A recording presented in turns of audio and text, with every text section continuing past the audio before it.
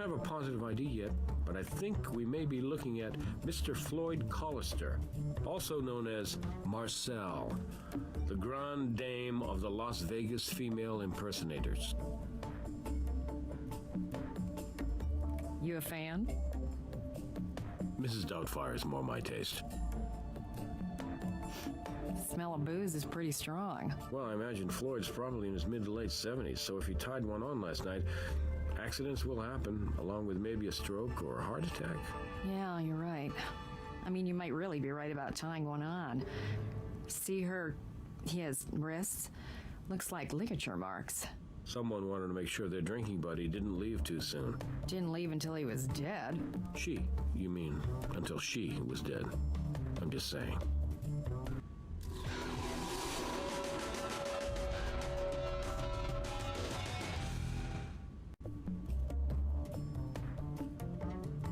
Hey, good to see you. I can always depend on the kindness and assistance of my fellow CSIs. I just got started.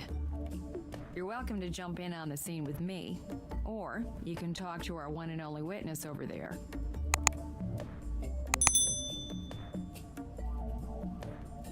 You mean how she died? Well, at first blush, it's tough to say. Could be natural causes, but the special circs are those ligature marks on the wrists and ankles. We'll know more once we get her over to Doc Robbins. Doesn't look like it. There's cash in the register and nothing really stands out as being out of place or missing. It's been around a pretty long time. I remember I almost had my bachelorette party here. Not that my bachelorette party was that long ago, but anyway. After you.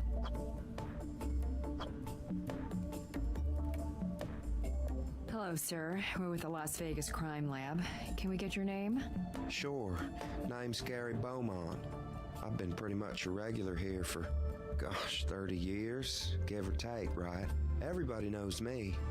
I even have my own chair over there. That's mine. Nobody else gets to sit there but my butt.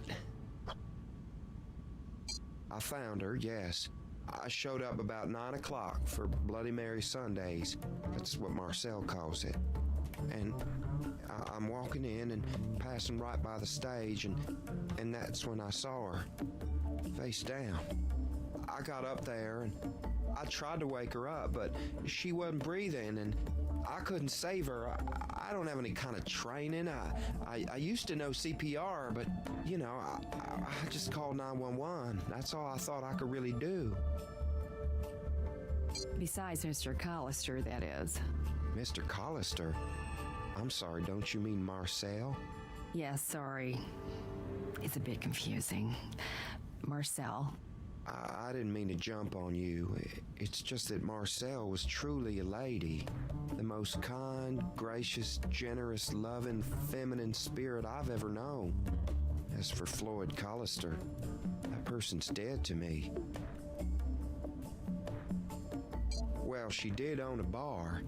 I mean, I suppose you don't have to drink to own a bar, but Marcel did. Drink and own a bar. Both. She also smoked like a chimney. Well, if a chimney smoked a pack and a half of Nat Sherman's a day anyway.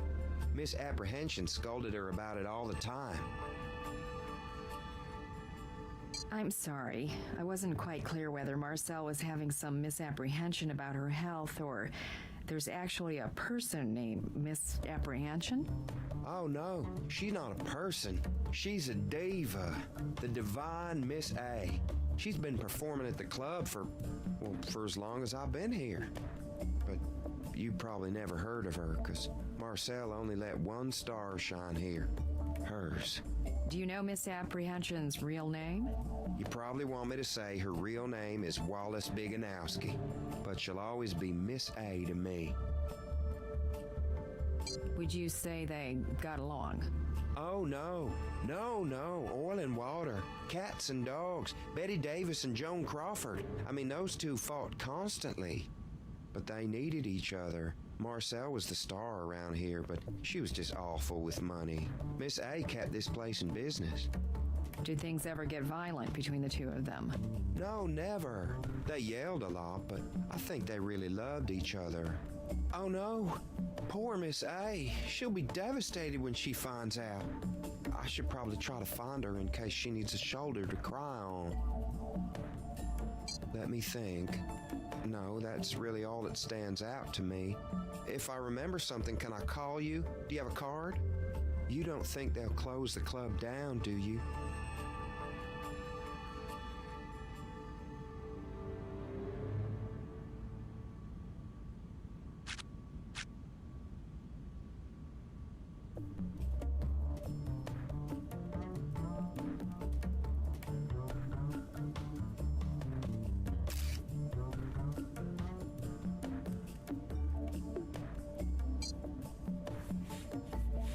You can smell the alcohol, right? BAC might have contributed to the death.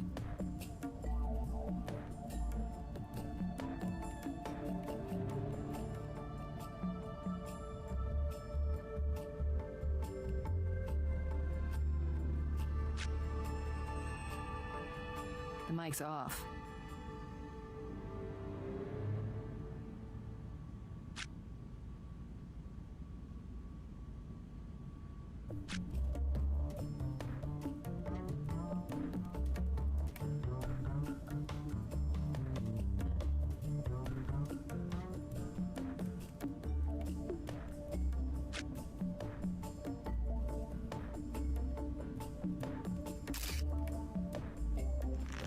Oh yes, the good stuff. Let's just make sure it gets back to the lab. In the bottle.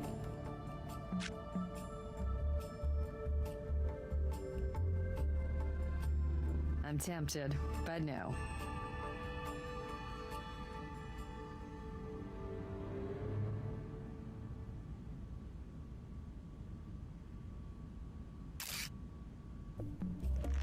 Looks like Marcel forgot to take her pills.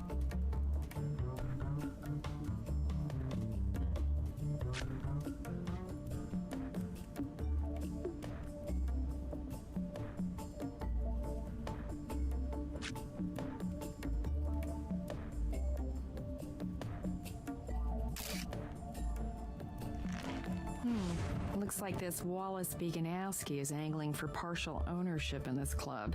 And judging by this note, the negotiations aren't going well.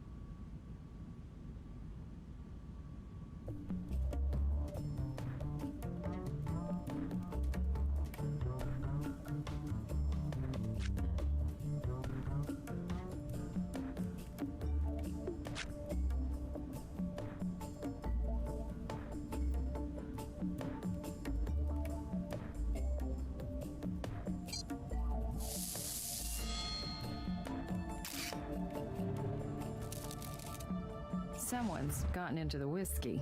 Nice work.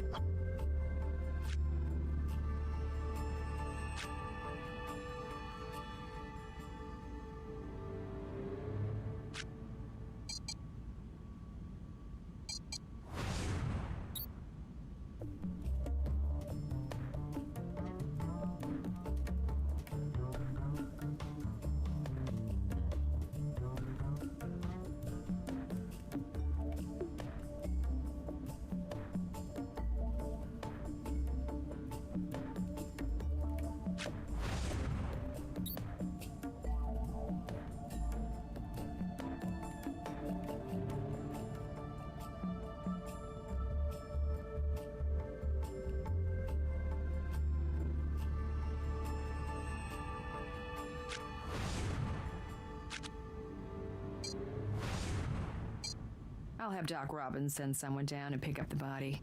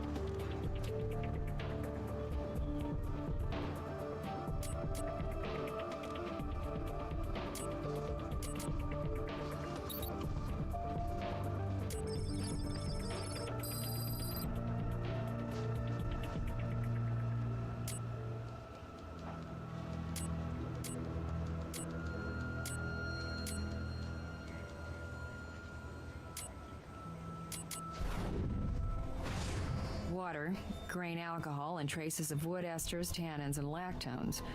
Whiskey, and not the cheap stuff.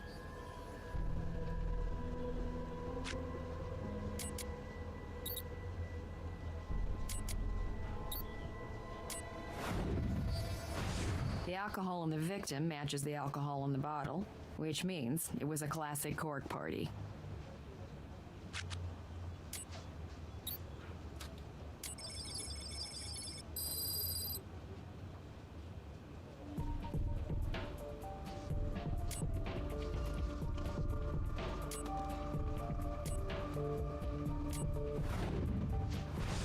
Pills were recovered at the scene were prescribed to Floyd Collister.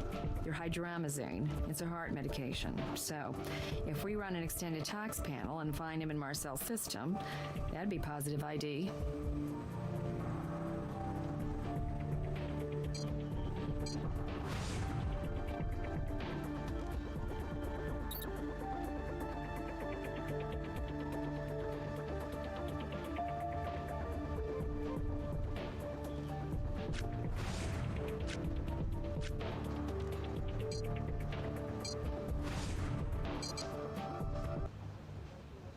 Whoa, so that's what Marcel looks like in the morning before she puts on her face.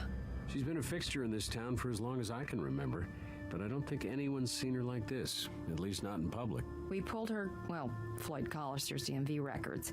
He was born in 1938, which means Marcel is 71 years old, but she looks much younger, don't you think?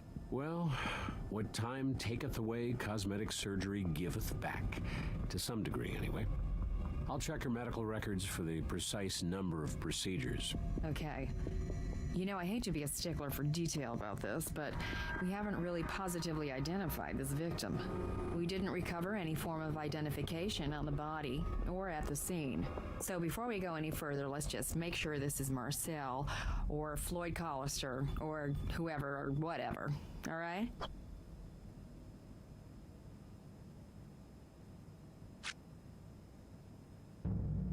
I love the easy ones. Here you go. You know, they say celebrity deaths come in threes. I'm certainly not anxious to see another. Here, I found some skin under the victim's fingernails. I collected a sample for DNA. I guess Marcel may have gotten a piece of her killer.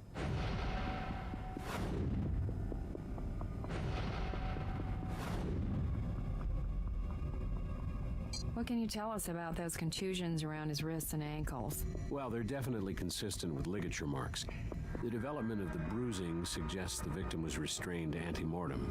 I also noticed a larger contusion on the back of her head, also ante-mortem. She might have been struck from behind. She died of respiratory depression due to alcohol poisoning. It's as though she were tied down and then the alcohol strangled her. Terrible. But it's possible that all this could have been just a horrible accident, right? Actually, I don't think it's possible.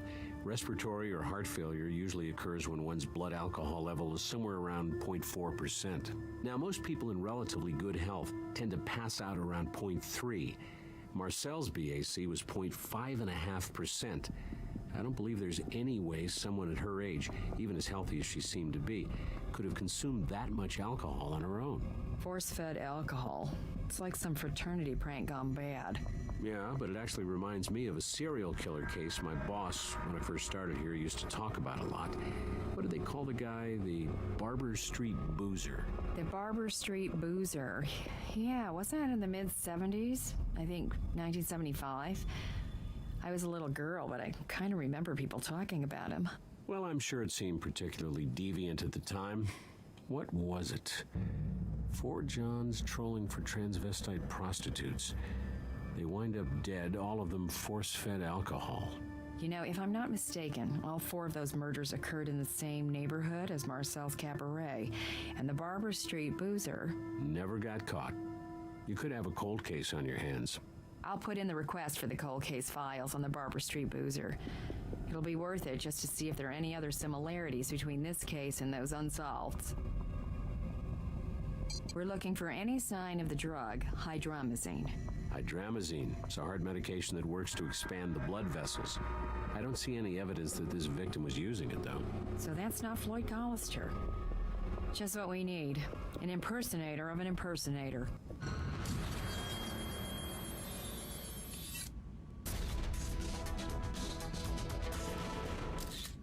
Oh, good. You're still here. I just don't feel like being anywhere else right now. This place always felt like home. But now that Marcel's dead, I just don't know. We're hoping you can help us with a case of mistaken identity. Oh, what do you mean? Would you mind coming down to the coroner's office with us? Sure, I can do that. But you mean it might not be Marcel? I don't understand. But sure, no problem. Whatever you need, I'll come with you right now. That's not...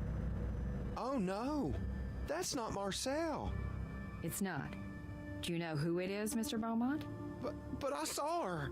I saw her with my own eyes, I'm telling you. But this... Oh, dear God, that's Wally. I can't believe it. That's Wally Beganowski. I mean, misapprehension. What the hell's going on? Mr. Beaumont, we're so very sorry, and we deeply appreciate your help. I can give you the name of someone if you need someone to talk to right now, and I promise we'll be in touch, okay? Thank you. Well, looks as though Marcel just went from being our victim to being our prime suspect. I'll have Brass track down her home address and put a bolo out on her car. Or rather, his car, since it's still registered under Floyd Collister. And while he's covering that, why don't we check out Mr. Beganowski's home, see what we can find there.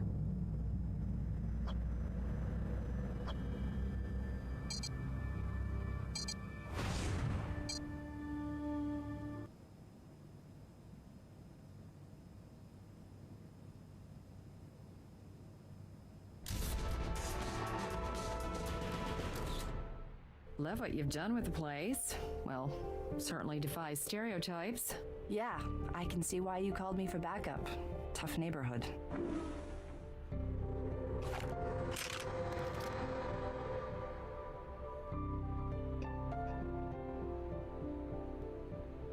Las Vegas Crime Lab, freeze! Hands where I can see them, now!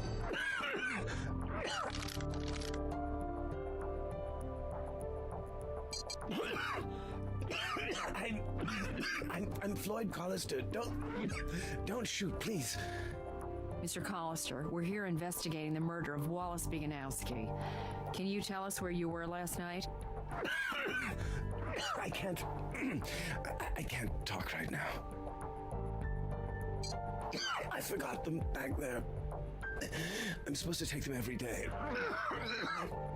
Riley, could you take Mr. Collister to get his medication? We'll stay and process the scene. I'm on it.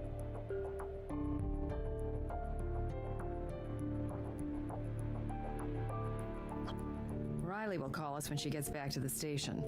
In the meantime, let's see if Wally or Floyd left behind anything useful.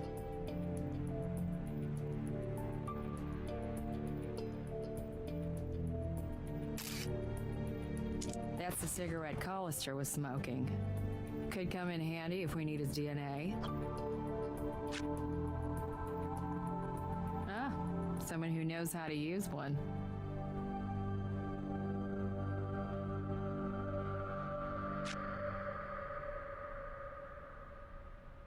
Time for laundry.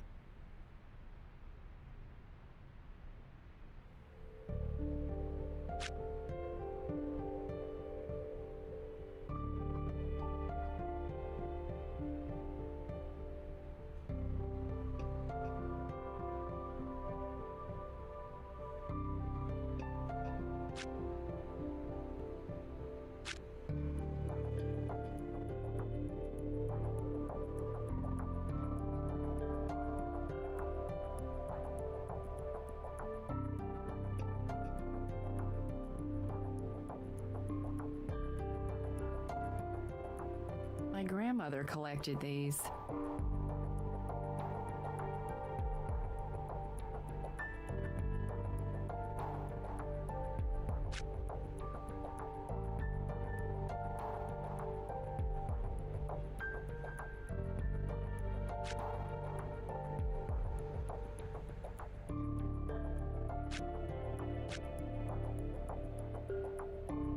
Quite the homemaker.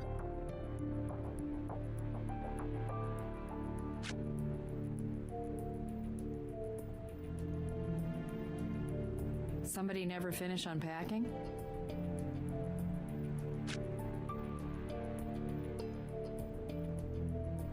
It's password protected. We shouldn't use it without a reason anyway.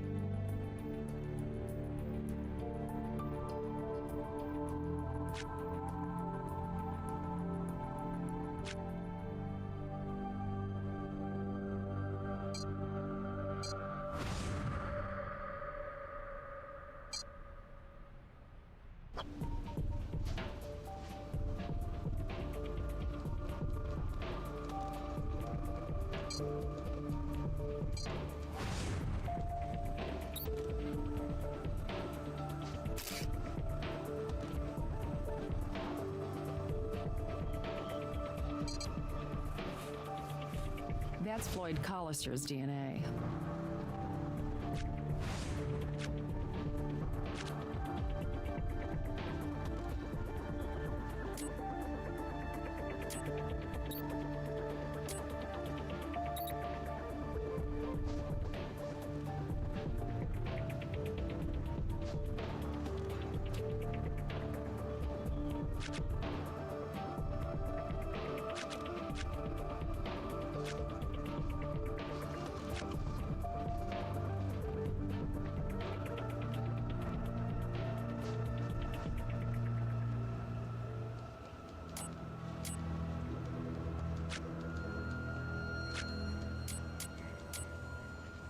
Hey, I can't speak for Marcel, but Floyd Collister is going to be all right, and he's ready to talk.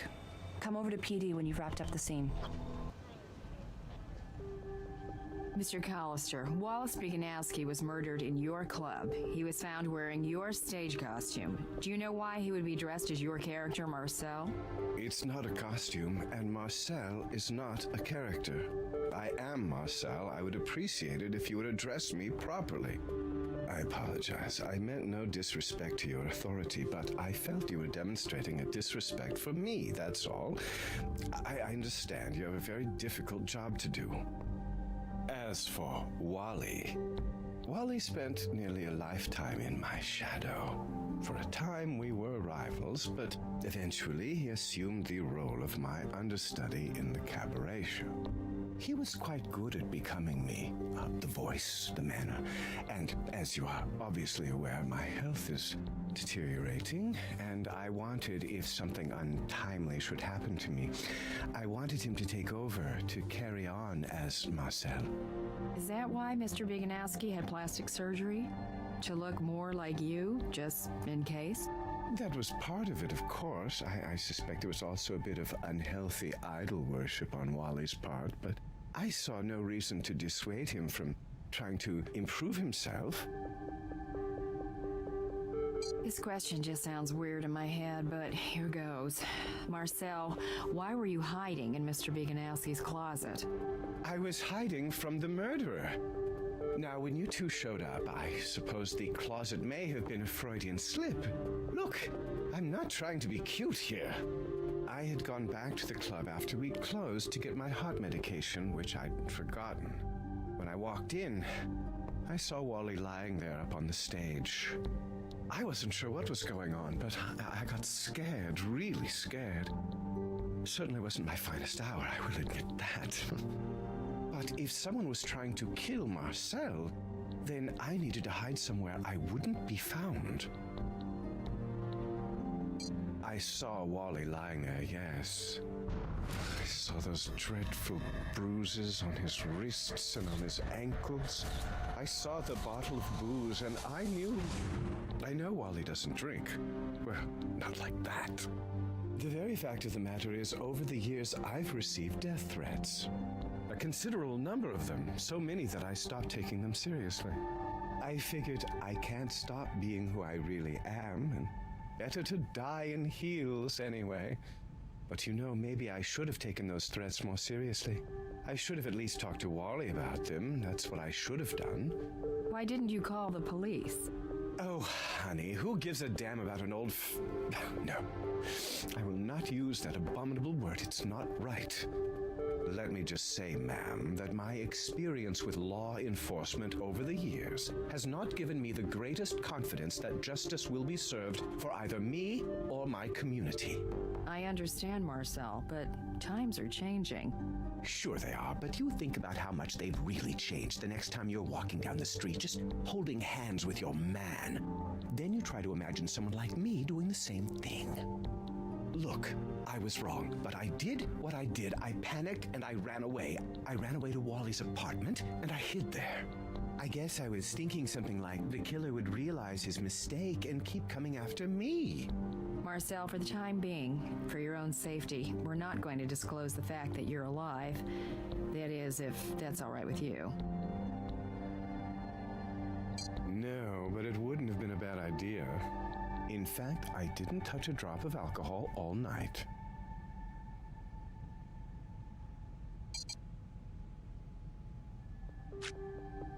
Wally and I were very close, always.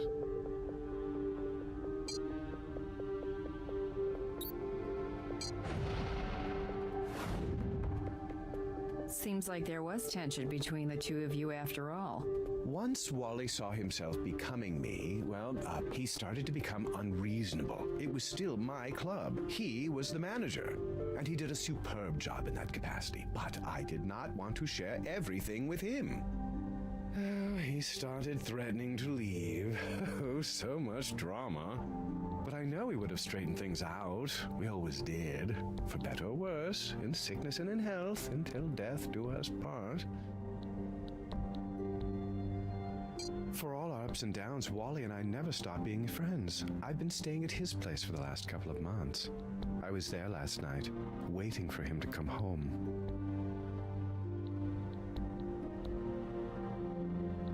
I don't think so, but no, wait. I was using his computer. I was chatting with a few old friends. Don't they call it IMing? Anyway, I can give you Wally's password. I'm sure if you take a look at the computer, you will be able to verify what I'm saying. All right, Marcel. We'll do that.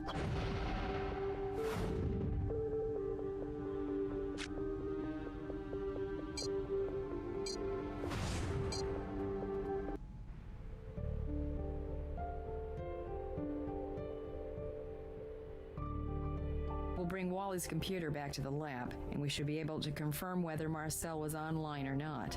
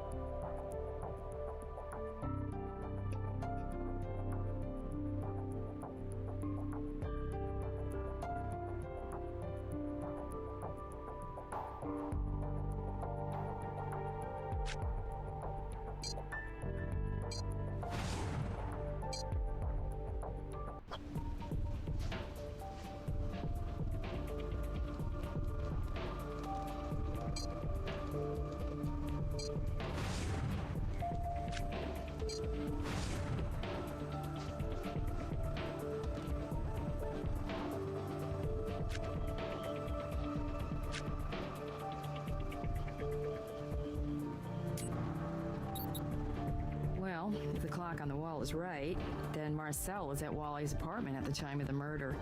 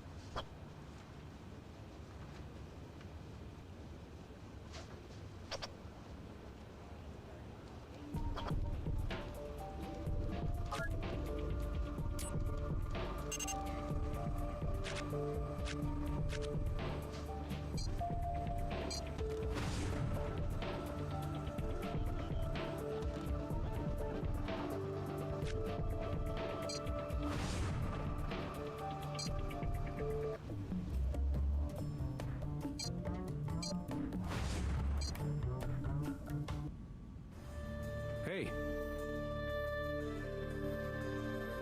Not gonna be a problem. She seems to be in no hurry to go anywhere. We looked at Wally's computer like you suggested, and we saw that you were indeed using it all evening. I always was the innocent one. With this killer on the loose, though, I don't know that I feel safe leaving just yet. I'm happy to help any way I can. Nothing comes to mind. Yeah, I have some good news. We were able to dig up all the old Barber Street boozer case files for you.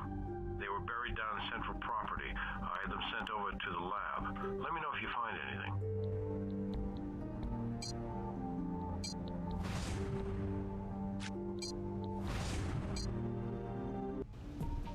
What's up, Ray?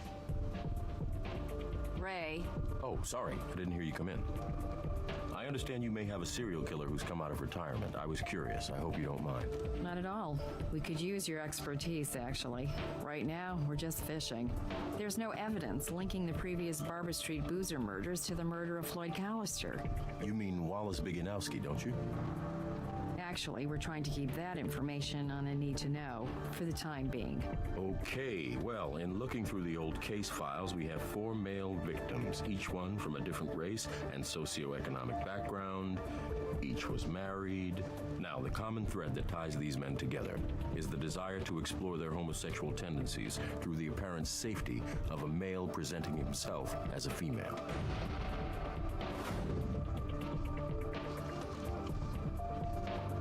There were several, actually, which was part of the problem back in 1975. But here's something interesting for you. Out of the LVPD's top 4 suspects, 2 are now deceased, and the other 2 are going to be very familiar to you. You're kidding. Floyd Callister and Wallace Biganowski. According to this police report, both of them had been arrested multiple times for solicitation as well as lewd and lascivious behavior in public. Yes, there is. We have 10 cards for both Floyd Callister and Wallace Biganowski, and we have a bottle of unidentified alcohol. If we were able to match brands of alcohol from yesterday and today, it might mean we're dealing with the same serial killer. Or a copycat. I should get back. Riley thinks I'm picking up lunch. Give me a call if you need me.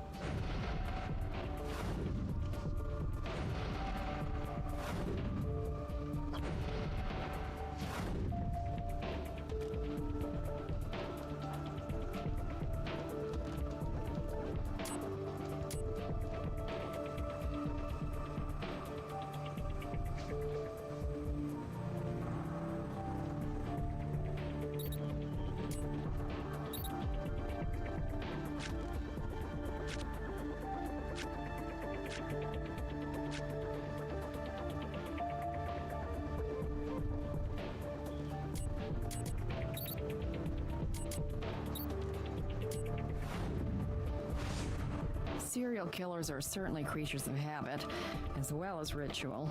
The liquor used to poison the four men in 1975 was classic cork whiskey, which is the same brand that was used to kill Wallace Biganowski last night.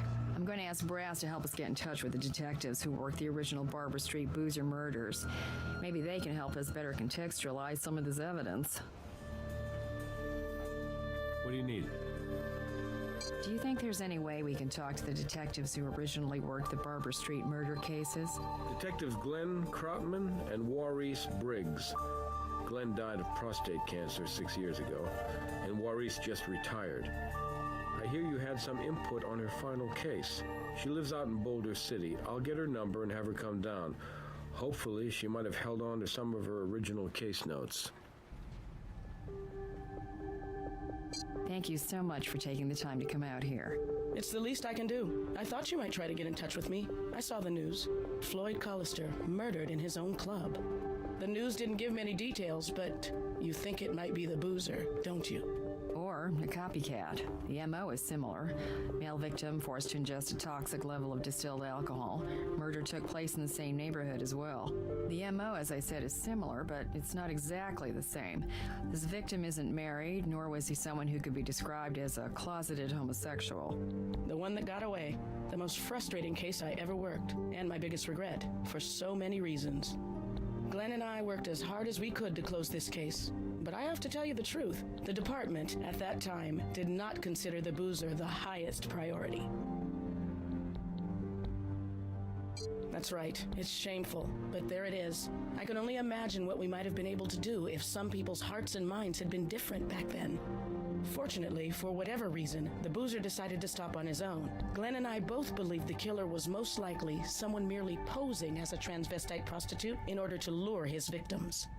But witness testimony kept pushing us toward a couple of actual prostitutes, one of whom was Mr. Collister, and the other was a young man named Wally Biganowski. And I believe later on, those two gentlemen opened up a rather popular nightclub together. We've gone over the suspect file, but we're wondering if there's someone else we might be overlooking. There was this one guy. I'd have to go through my notes here to recall his name exactly. I thought he was particularly interesting, but I'll admit it might have been feminine intuition or something ridiculous like that, because Glenn didn't agree with me, so I kept it out of our official reports. What was intuition telling you about this guy? As I can recall, and you should definitely go over my notes here, these are the originals. This fella had been charged with assaulting one of the victims maybe 4 months before the murders began. Let's see if I can remember the scenario for you. So this John comes down to the neighborhood looking for some love for sale. He ends up picking up a prostitute outside a club on Barber Street, and this prostitute is dressed like a lady. But before they could get down to doing their business, my suspect, whom I remember thought of himself as a kind of knight in shining armor, swoops down and beats this John up pretty good, defending the honor of this lady. Suspect Gary Beaumont, arrested October 12th, 1975, assault. Victim Lon Muskie.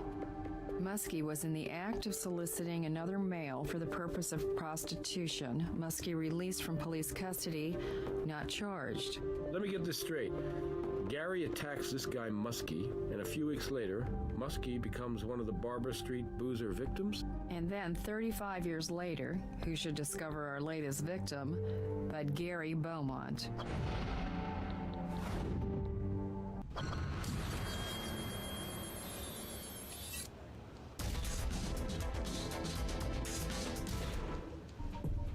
Well, Brass ran Gary Beaumont through the system, but he has no known address. Brass put out a bolo, but I'm hoping we can find Gary ourselves. I'm sure it won't hurt to talk to Mr. Beaumont again, but I agree with Maurice's partner. He's not your man. What makes you say that? The Barber Street boozer obviously felt homicidal rage towards his victims. Married men who were secretly soliciting sex from male prostitutes dressed as women. Wallace Biganowski was an unmarried, openly gay female impersonator. Based on the circumstances surrounding Mr. Beaumont's assault charge, I'd say he was the kind of man who would have wanted to protect Wally, not hurt him, and certainly not kill him. Well, from what I saw of Mr. Beaumont's behavior at the crime scene and at the morgue, he would have to be a supremely talented actor. He was on an emotional roller coaster. Maybe. For a serial killer, murder is an addiction. Recovery requires a lifelong commitment to some deliberate strategy of behavior modification. And unfortunately, there is no 12-step program for cold-blooded killing. So serial killers usually stop when they're caught or they die. In my professional opinion, if Gary Beaumont is a serial killer, it's difficult to believe that he just decided one day to stop cold turkey. You're probably right, Ray, but I still think we should bring him in just in case.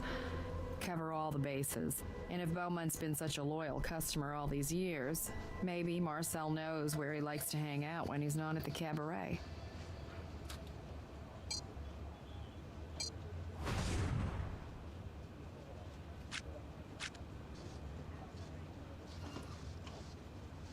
Not at the moment. I'll keep thinking.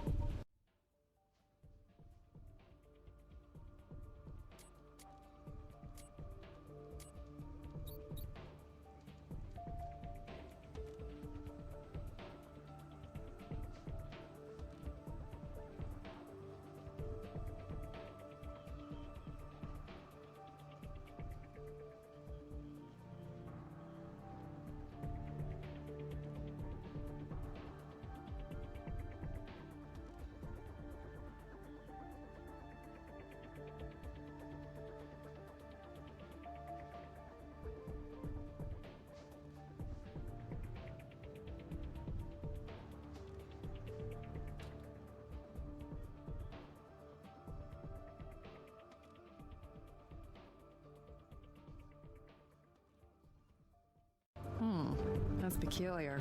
Lon Muskie's name was written down in a different type of ink stock.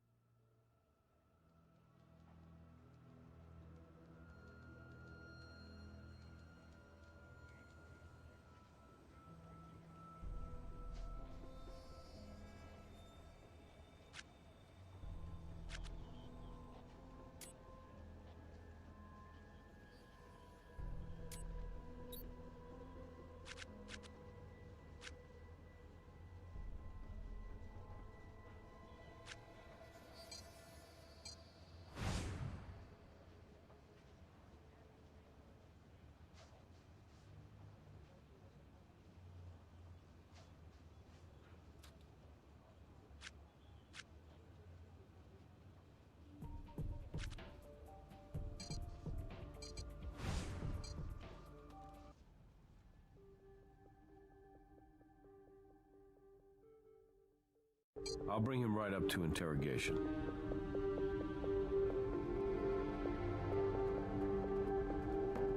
Gary? You think Gary had something to do with this? We just want to ask him a few more questions, that's all. Gary's harmless. I mean, he's a pain in the ass because he's always just hanging around needing attention, but he couldn't really hurt anybody, I don't think. He gets thrown out of some places because he's awkward, a little strange. Sometimes he smells, but he's homeless. I wanted to help him, but I never really had the time, you know? I mean, I didn't bother him when I found him pretty much living in the alley behind the club. Marcel, were you aware that back in 1975, Floyd Collister was on a list of suspects in the Barber Street murders? Yes, Floyd used to get into a lot of trouble with the police. He was a hooker and he took drugs. But like I said, that's not the real reason why the police thought he was a deviant. Anyway, that's all water under the bridge now, isn't that right? He cooperated fully, as I recall, answered all the questions. They let him go, and after that, I decided that Floyd should move on, and he did. If I told you that out of the 4 male prostitutes that were identified as possible suspects back then, you're the only one left alive, what would you say to that? Ma'am, you're wrong. They're all dead.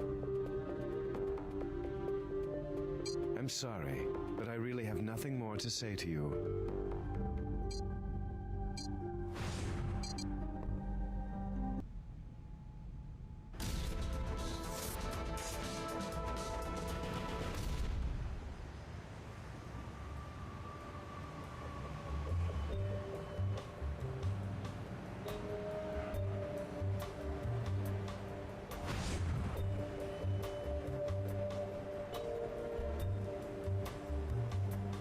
Hey, what's going on? wrong. Classic cork, huh?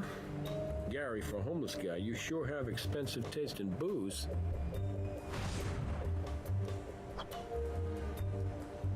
Hand over the bottle, Gary.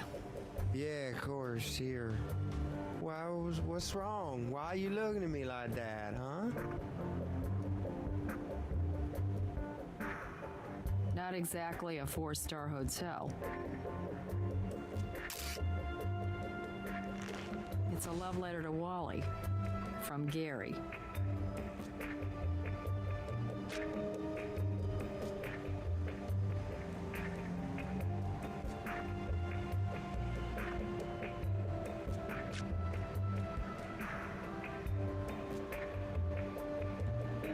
Anyone can get in and out of the club through here.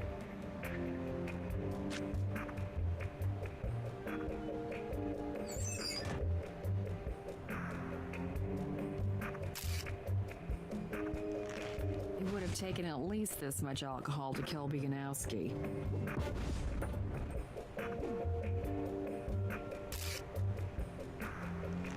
What do you think? We'll need to process it. Could have been used to tie up our victim.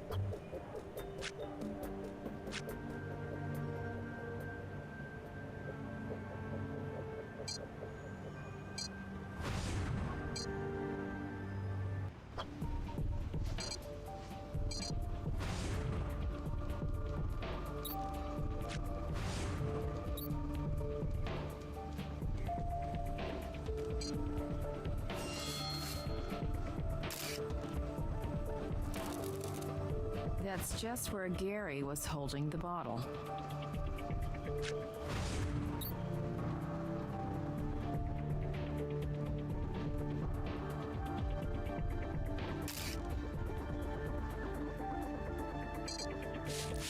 No trace fluids there.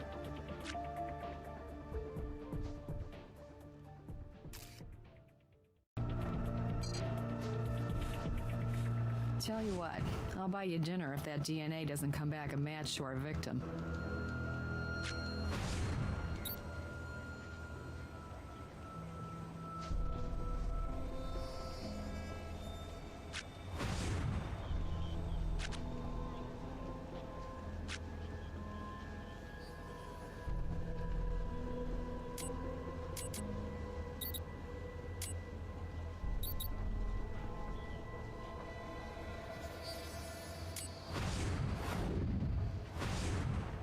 Gary practically lives at the club, and he found Biganowski's body, but I have no idea why his prints would be on a case of booze nowhere near the crime scene.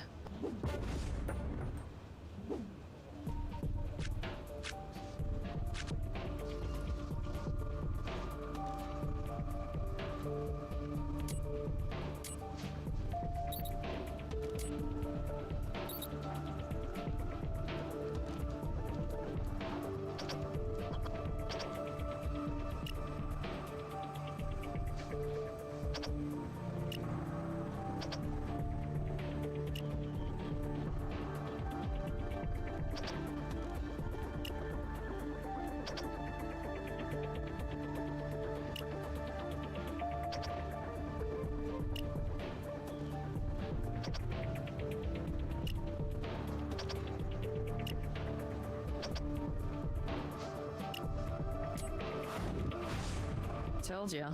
Too bad about dinner. Maybe next time.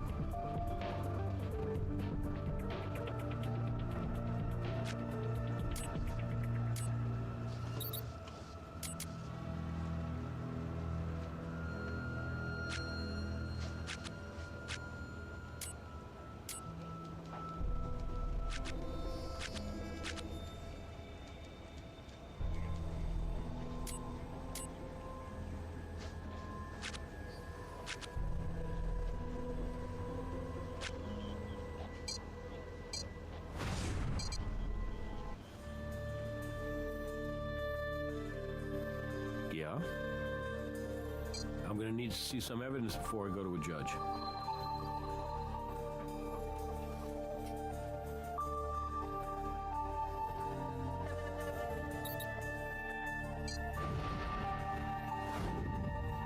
Gary's got access to the club, and that bottle of classic cork Might as well be a smoking gun, right? You bet we're bringing him in. I'll have Ray join you in interrogation. I think this is right up his alley. Mr. Beaumont, we found your fingerprints on a case of whiskey in Marcel's club. What can I say? I saw the case on the floor. It was already open. I needed it. My hands, they were shaking so bad. I just needed that drink so badly. But Gary, that was the same whiskey used to poison Mr. Biganowski. What? I just needed a drink. I didn't use it to kill Wally. Makes us think you're keeping other things from us. No, it's not like I always sleep there. I try to stay at the shelter, but sometimes it's full, so I have to stay where I don't bother anybody. Open your mouth, please. Yes, of course.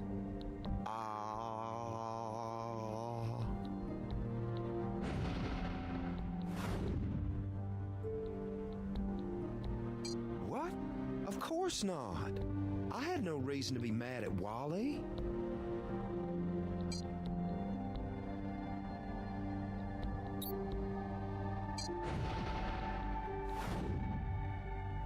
That doesn't really prove anything. That isn't the most interesting evidence we've gathered, though. Why would I have an apron? Doesn't make sense. I'd never even seen that apron before. That was so long ago. What does that have to do with anything? We just want to ask you a few questions. I'm not answering any questions until you can give me even one reason why you think I would want to kill Wally.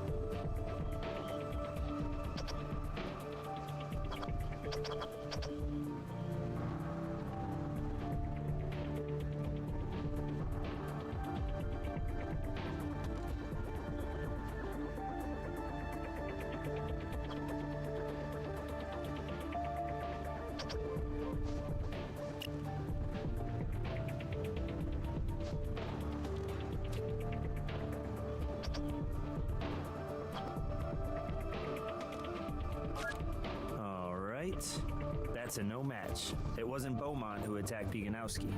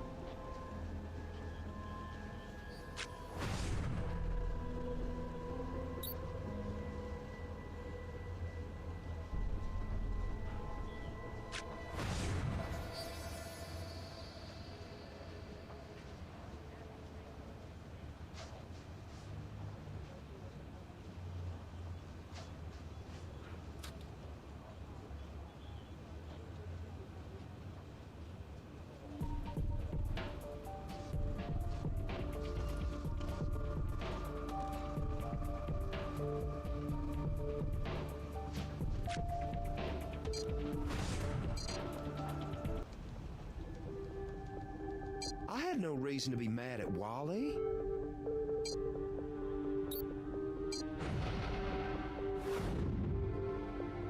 We found your letter to Wally. You had some real feelings for him. Too bad. He just wasn't that into you, huh? Gosh, I know how that can hurt, right? It makes you wish you could sit him down and just talk. Maybe tie him down so he doesn't go anywhere while you're sharing all those real feelings. Maybe try to change his mind a little with a drink or two or three. Or hell, maybe the whole damn bottle, huh? Isn't that pretty much how it went down, Gary? No, it wasn't like that at all. I loved Miss A. I loved her so much. Let's all just calm down for a second. Why didn't you give Miss A the letter? I just wanted to write down my feelings.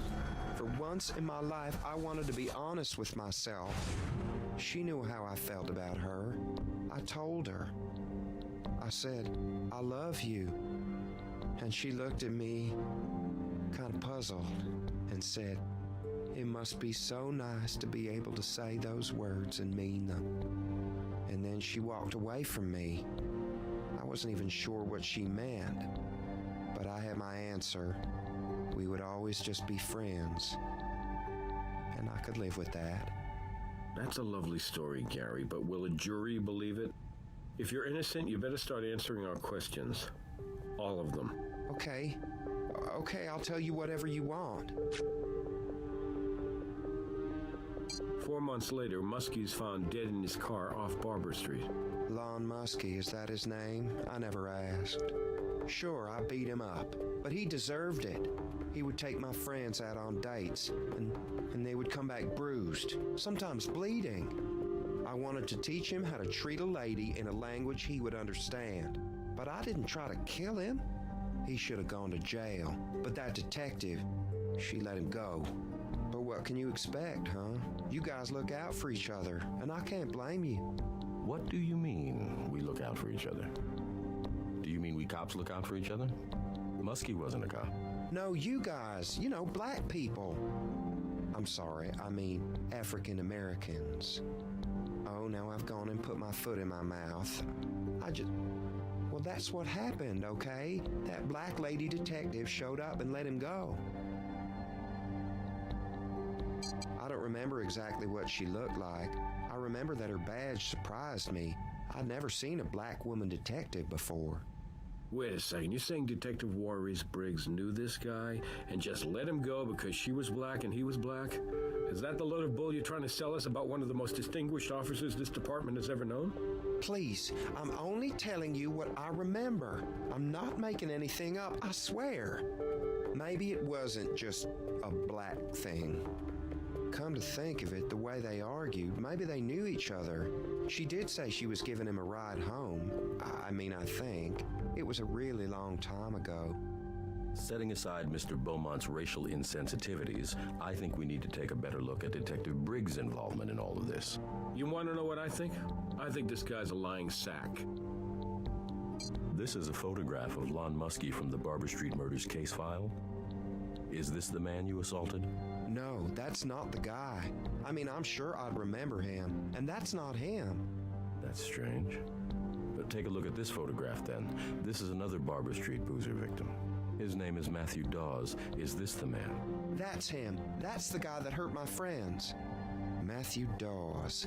If what you say is true, why would Maurice write a different name in her notes?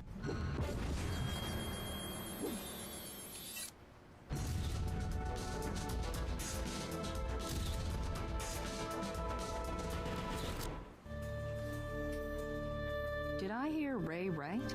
Detective Briggs's personal case notes were wrong? She must have known the victim was named Matthew Dawes.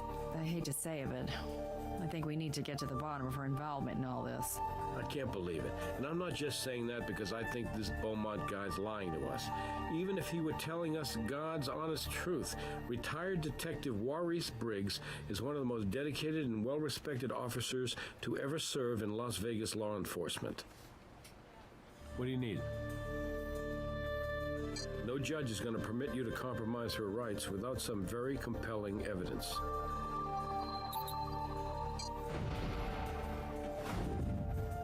The name of the victim was written in different ink.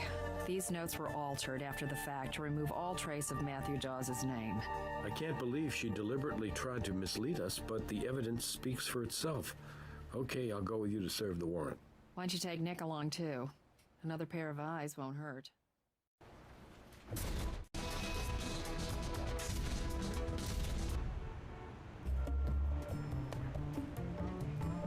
What's going on here, Jim? We need to talk, Maurice. You gotta tell me what's going on. You changed your case notes. You omitted the fact that you knew Matthew Dawes. Why did you do that, Maurice? There's no way I can help you unless you tell me the whole truth. Jim, you've got a lot of nerve coming in here like this. Like I'm some sort of common criminal. I gave my life serving this city. I demand some damn respect. It's a shrine. I've known some cops who could never let go of some cases, but not like this.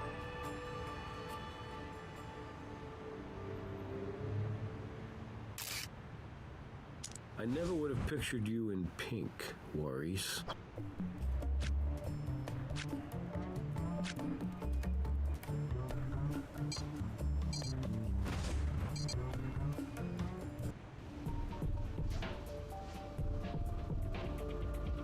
Hey, I'm off the clock, but if you guys need a hand, count me in.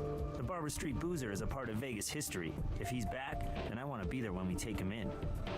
Thanks, Greg. We can use all the help we can get.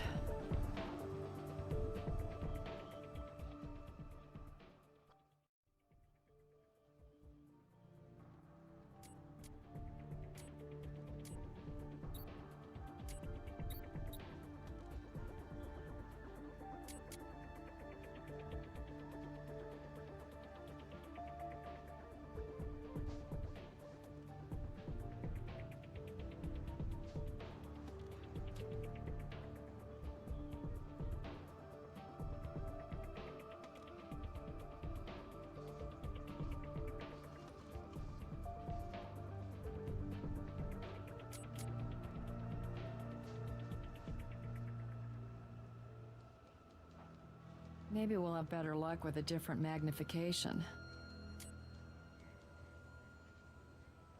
What if we try zooming in or out?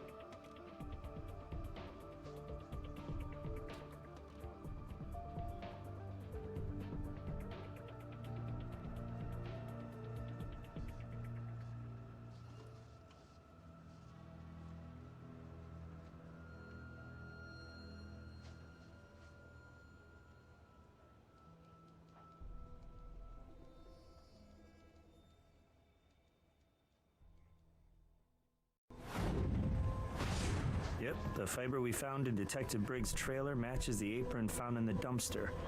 Now, what was she doing at that club?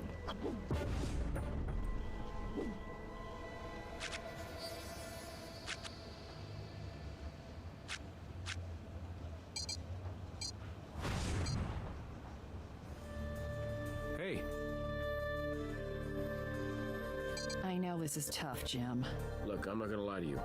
This is very personal to me, and I'm not gonna do anything to impugn the reputation of Detective Briggs. So if you don't start bringing me some indisputable physical evidence that puts her in that club, killing Beganowski, then I'm not gonna do a damn thing for you on this one.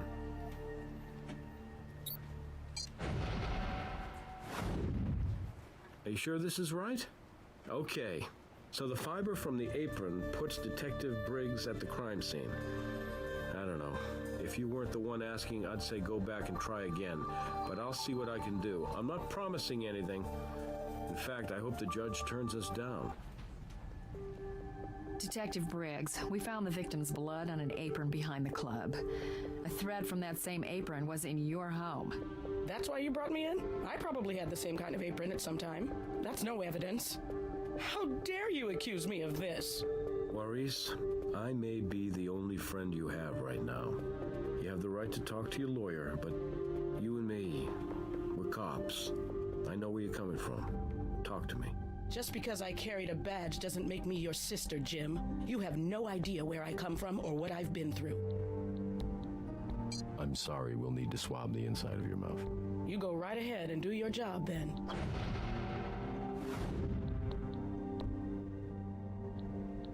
I told you, I heard about this on the news, same as everyone. I never saw the victim before.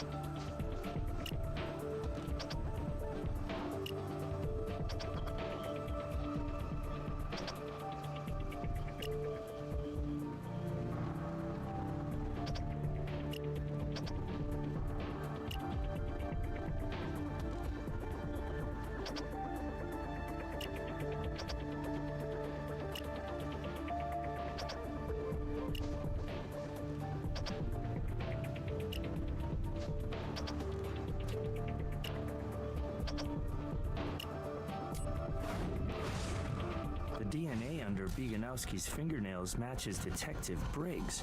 I can't believe a cop would kill someone like that. She was a hero in the department. I'm not looking forward to that press conference. I guess this means the Barber Street Boozer remains on the loose. Or maybe he's just passed into legend. Greg, we're not done with Detective Briggs yet. She may still hold the answer to the Boozer case.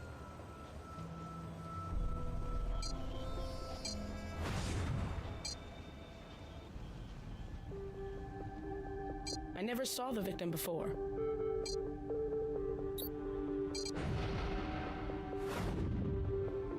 We found your DNA under the victim's fingernails. It's over, Warris.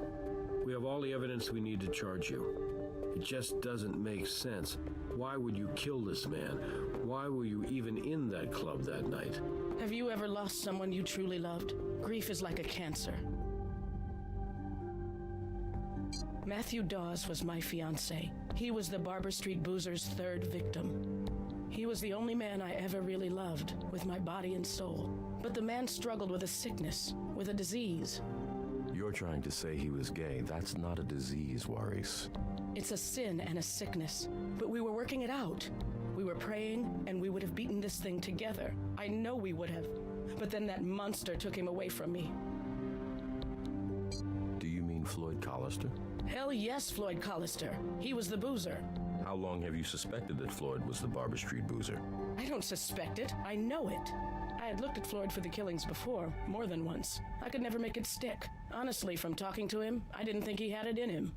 I'd even been to that freak show club of his a few times, but I never saw anything like I did last night. I was just sitting in the back, watching for Collister or Beganowski or Beaumont, anyone on the list. No one paid me the least bit of attention, and then I noticed Floyd Collister walk in. It was hard to recognize him without the makeup and the dress, but there he was. And he was one mean son of a bitch for a change, drunk, screaming at everybody. He even jumped all over Gary for going behind the bar and opening up a special stash of classic cork he was saving. Floyd started threatening Gary. You want a drink? I'll give you a drink. How about you drink until the black stuff starts oozing out your damn nose, you dirty old queen?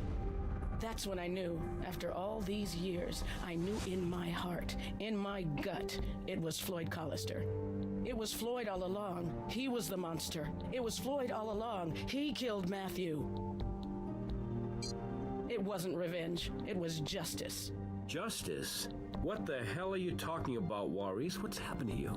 I'm a cop, Jim. What's happened to me? I never stopped working the case. That's what's happened to me. Even after they forced me off of it, threatened to transfer me, I never let it go. It was personal, don't you get it? That disgusting creature murdered the best man I've ever known. I had to take him down. I knew I didn't have enough proof, but I didn't need it. I waited, put up with that awful damn music, until closing time. I was the last one left. Floyd came out in that ridiculous dress to tell me the place was closed. I acted like I was leaving, but when he turned his back, I hit him with a hammer fist to the back of the head, knocked him clean out. I may be old, but I can still take down a perp. I tied him up with an apron from behind the bar, opened up a bottle of classic cork, and started pouring it down his throat. He was slurring drunk by the time he woke up. I almost wished I'd held back a little so that he could have appreciated his situation a little better. How did your DNA get under his fingernails? I got careless, let him grab me while I was coming in with a fresh bottle. Not that he could hold on to me by then. He just kept whining, "Not me, not me," crying like a damn baby. I bet Matthew didn't cry, you filthy bastard. Floyd Collister didn't perform last night. You killed his understudy, Wallace Biganowski. That's impossible. I saw him go backstage. I saw him go back there and come out dressed as a woman. I saw him. Detective, I think you were right when you said grief is like a cancer. Your fiancé wasn't sick, but you are. And now you'll have to pay for your sin as well. Oh, God, what have I done? I killed him. Not me. Oh, God, no, no. Is there anything you can tell us that might help us put away the boozer? I don't know. I can't. The hairs. Did you ever get any of Collister's DNA? Did you try running it against the hairs from the crime scene? I tried, maybe 15 years ago, but there just wasn't enough there for a sample. But your lab already found one impossible sample from that skin flake. I went through the cold case evidence very thoroughly. There was no hair. There's got to be. I checked it into Central Property myself. I'll go to Central Property, but in the meantime, Maurice Briggs, you're under arrest for the murder of Wallace Biganowski.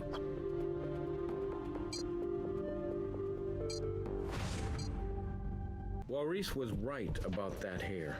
It was in a separate folder, but otherwise exactly where it was supposed to be. They just missed it when they sent over the rest of the Barber Street Boozer file.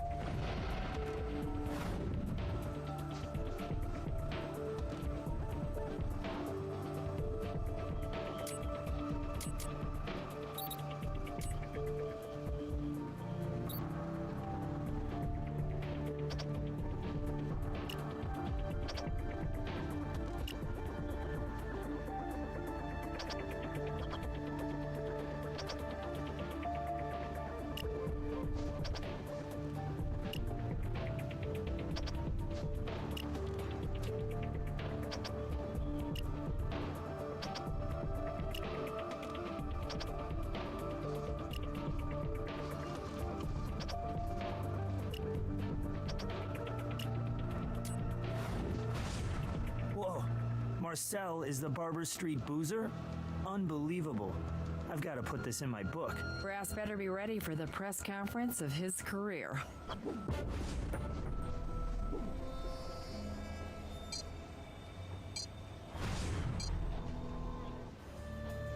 Yeah? I'll see what I can do. Show me the evidence.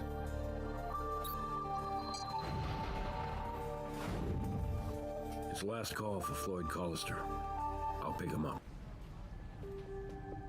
Haven't I made it abundantly clear that Floyd Collister is but a distant memory? He might as well be dead and buried. Don't you think it's unhealthy to obsess about the past? There's nothing we can do to change it. It is what it is. You know the problem with the past is it's never passed. We have your DNA, Marcel. We know you murdered those boys. I did, didn't I? And no matter how hard I try, I will never escape him. He's always a part of me. Even though, truly, Captain Brass, I am not Floyd Collister. Not anymore, anyway. Marcel wishes with all her heart that she could change what happened. But you cannot choose your destiny. Life's a bitch. I shall confess to all the unfortunate and dreadful details, Captain. But I shall refuse to my dying breath to say I killed Wally because I absolutely did not. I may have broken his heart, but I would have never extinguished his soul. I only left out a few minor details. Like removing the apron and chair? I don't know. They seem to obviously bring the boozer to mind, and I didn't want anyone to make the association. You can't run from your past. I never thought of it as running. I chose to think of it as metamorphosis, perhaps even redemption. I was reborn as Marcel. All that rage and fear was gone. I was free, and for 35 years I was bathed in love. Oh, what a glorious ride. Mars, Floyd Collister. You're under arrest for the murder of Matthew Dawes, Lon Muskie, Gus D'Souza. Congratulations on a job very well done. Not only did we solve a celebrity case, we closed a cold case as well. Eckley couldn't be more pleased. I realize you've only been with us for a short time, but you're a true professional. It's funny, I was just thinking the other day how you remind me of a criminalist who used to work with us, Warwick Brown. You have his fire. Don't ever lose that. Anyway, you're a great asset to the team. I hope you're with us for a long time. Now go home and get some rest.